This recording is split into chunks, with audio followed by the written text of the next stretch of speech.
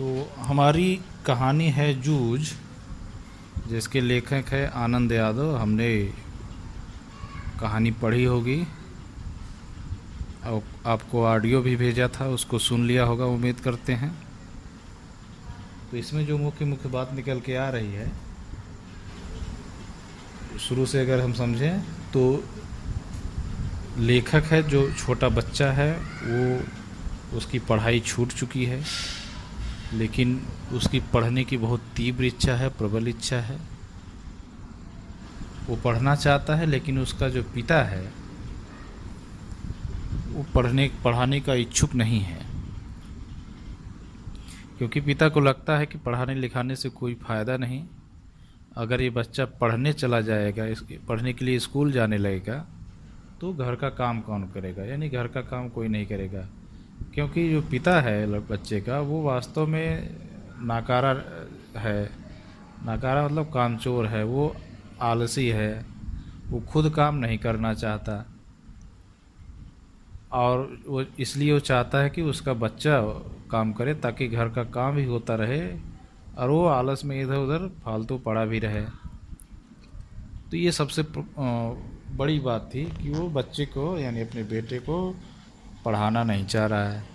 लेकिन वहीं दूसरी ओर उसकी माँ है, बच्चे की माँ, जो अपने बच्चे को पढ़ाने की इच्छा रखती है, लेकिन अपने पति से यानी बच्चे के पिता से डरती है, क्योंकि वो मारता पीटता भी है। अगर कोई उसकी बात नहीं मानता, चाहे बच्चा या उसकी माँ अगर उसके पिता की बात नहीं मानते, तो उनको मारता पीटता भी था। इसलिए माँ डरती है सीधे सीधे पिता से पढ़ाई के बारे में बात करने से। लेकिन पढ़ना पढ़ाना दोनों चाहते हैं, माँ और बेटा। तो उन्होंने एक उपाय निकाला कि किसी ऐसे व्यक्ति से कहवाया जाए जिनको उनका पिता मानता हो, यानी जिनकी बात उनका पिता मानता हो, उस व्यक्ति से अगर कहवाया जाए, वो पढ़ाने की बात करे, तो शायद पिता मान जाए। ऐसा उन्होंने विचार किया और उनको एक व्यक्ति नज़र आए जो उस इलाके के बहुत ही चर्चित और सम्मानित व्यक्ति हैं। उनसे अगर कहवाया जाए तो पिता ज़रूर मान लेगा, और वो व्यक्ति थे दत्ताजीराव देसाई। वो इलाके के प्रसिद्ध व्यक्ति हैं, सभी गांववासी उनकी बात को मानते थे। तो माँ और बेटे ने निश्चय किया कि दत्ताजीराव के पास चलेंगे और उनके सामने अपनी समस्या रखेंगे, तो वो पिताजी को मना लेंगे।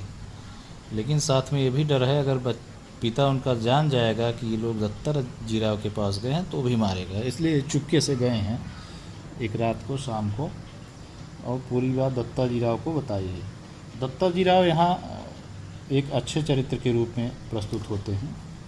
वे भी बच्चे की पढ़ाई लिखाई के समर्थक हैं, इसलिए उनकी बात मान जाते हैं और बच्चे के पिता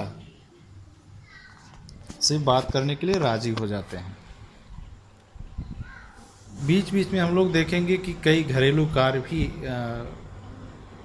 घरेलू वातावरण दिखाने के लिए प्रस्तुत किया है लेखक ने। जैसे कोल्हू से गन्ने की पेराई क्यों पहले पेरता है पिता तक, क्योंकि ज़्यादा पैसा मिलता है।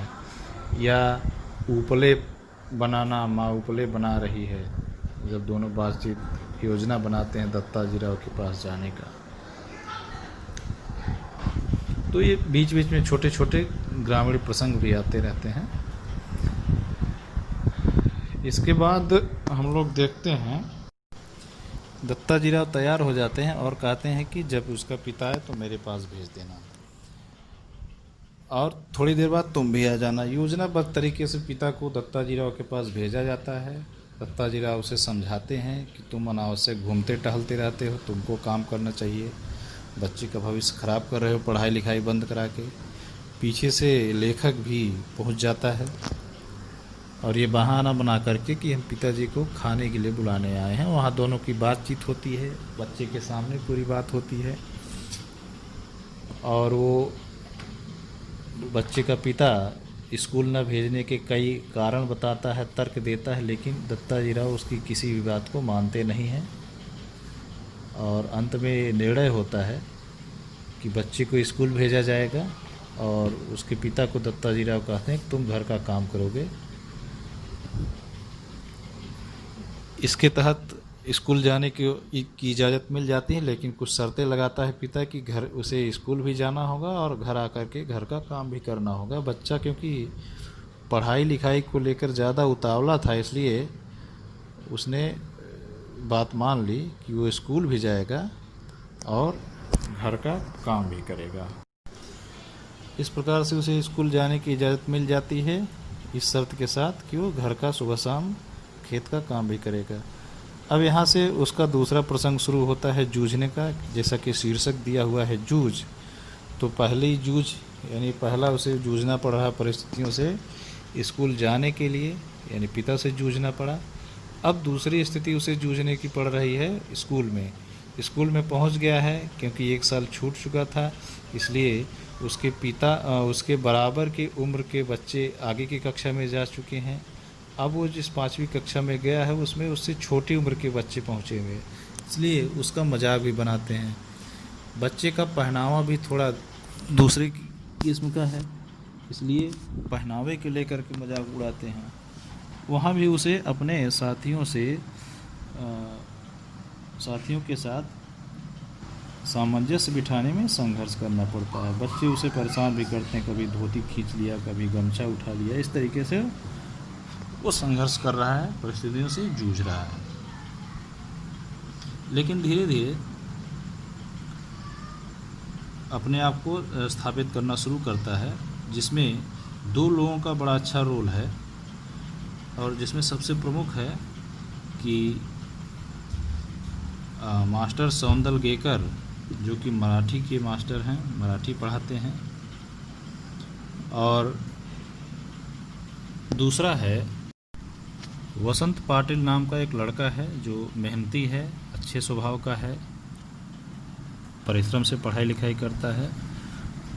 तो ये लेखक जो है इन दोनों के प्रभाव से धीरे धीरे स्कूल में स्थापित होने लगता है।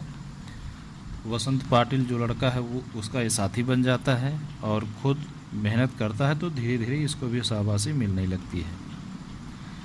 और वसंत पाटिल जो कि मॉनिटर है, तो ये भी मॉनिटर जैसा इसकी भी स्थिति बनने लगी है। और दूसरा है जो मास्टर जी हैं सौंदलगेकर साहब मराठी के, वो इसे आनंदा कहकर पुकारते हैं, क्योंकि आनंद नाम है तो आनंदा कहकर पुकारते थे। और सबसे बड़ा और अहम रोल इसके लेखक के जीवन में मास्टर सौंदलगेकर का ही है, जो कि खुद कुछ न कुछ कविताएं लिखते थे, खुद तमाम रचनाकारों की जीवनियाँ बच्चों को सुनाते थे, उनकी रचनाएं सुनाते थे, खुद लिखते भी थे। इस तरीके से उसका प्रभाव आनंदा पर पड़ा और आनंदा भी धीरे धीरे कविताएं लिखना शुरू किया, और जो भी कविता लिखता था वो मास्टर सौंदलगेकर को ज़रूर दिखाता था। तो मास्टर सौंदलगेकर का बड़ा रोल इसलिए मैं कह रहा हूँ क्योंकि जब भी वो पढ़ाते थे एक विशेष हाव भाव से पढ़ाते थे, और कविताओं को आरोह अवरोह में गा करके सुनाते थे, इसलिए बच्चों का ध्यान अपनी तरफ आकृष्ट करके रखते थे। इधर आनंदा स्कूल भी जा रहा है, घर पे जा कर के ढोर चराना, खेत में पानी लगाना, इन सब कामों में भी व्यस्त रहता था। लेकिन एक परिवर्तन ये आया कि स्कूल जाने से पहले जब वो इन कामों को करता था तो बड़ा उसे ऊबन लगता था, अकेलापन महसूस होता था।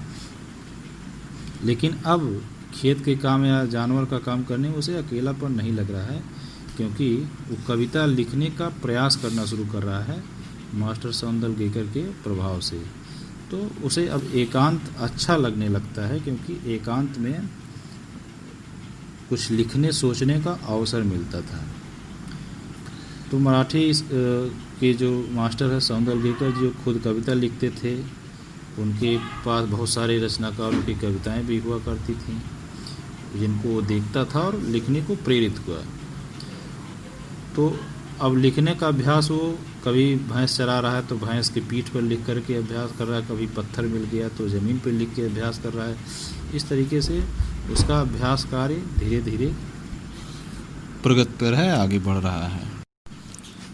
रचनाकार बनने के संदर्भ में एक जो सबसे ज़बरदस्त प्रभाव लेखक पर ये पड़ा कि मास्टर सौंदरलगेकर के संपर्क में आने से पहले वो ये सोचता था कि जो लेखक या कवि होता है वो कोई बहुत ऊंची चीज़ होता है, कोई अलग प्रजाति के लोग होते हैं, यानी सामान्य व्यक्ति के वश में नहीं है रचना करना। लेकिन यहाँ देख करके मास्टर सौंदरलगेकर की रचनाओं को देख करके या उनकी रचनाओं के विषय को देख करके उसे लगने लगा कि हम भी रचना कर सकते हैं, कोई भी रचना कर सकता है, रचना करना एक सामान्य व्यक्ति के वश में है।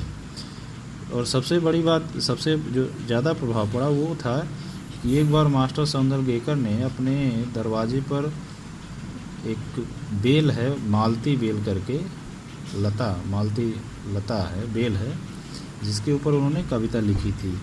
और उस बेल को लेखक ने मास्टर सौंदरलगेकर के घर में देखा था, तो उसे इसका प्रभाव पड़ा कि इस बेल पर जब कविता लिखी जा सकती है तो हम तो किसी पर भी लिख सकते हैं, क्योंकि वो जानवर के बीच में है, वो प्रकृति के बीच में है, वो खेत में है।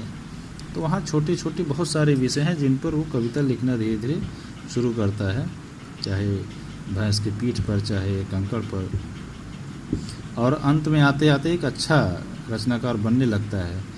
लास्ट पैराग्राफ में बताया गया कि उसका बाद में धैर्य खत्म होने लगता है। वो जो भी लिखता था वो मास्टर सौंदरलगेकर को ज़रूर दिखाता था, और एक बार तो सवेरा होने का इंतज़ार ही नहीं कर पाया, रात में ही दौड़ करके जो कुछ भी उसने रात में बनाया था, जो कुछ लाइनें लिखी थी, रात में ही जा कर के दिखाने लगता है मास्टर सौंदरलगेकर को, और वहाँ से उसे शाबाशी भी मिलती है। इस प्रकार से धीरे धीरे एक अच्छा रचनाकार बन जाता है। तो शीर्षक है जैसा कि इसका जूझ, तो आजीवन क्या उसे एक बड़ा रचनाकार बनने में हमेशा जूझना पड़ा। तो कभी पिता से जूझना पड़ा, फिर अपने सहपाठियों से जूझना पड़ा, फिर एक अच्छा रचनाकार बनने के लिए जूझना पड़ा। तो धीरे धीरे इन परिस्थितियों से जूझते हुए एक अच्छा रचनाकार बन जाता है। तो इस प्रकार से ये पूरी कहानी है। वास्तव में जैसा कि हमने पढ़ा है कि ये दरअसल एक उनका आत्मकथात्मक उपन्यास है, उसका एक हिस्सा यहाँ पे दिया गया है, जूझ ही शीर्षक से, इसी शीर्षक से उपन्यास भी है। तो ये है कहानी।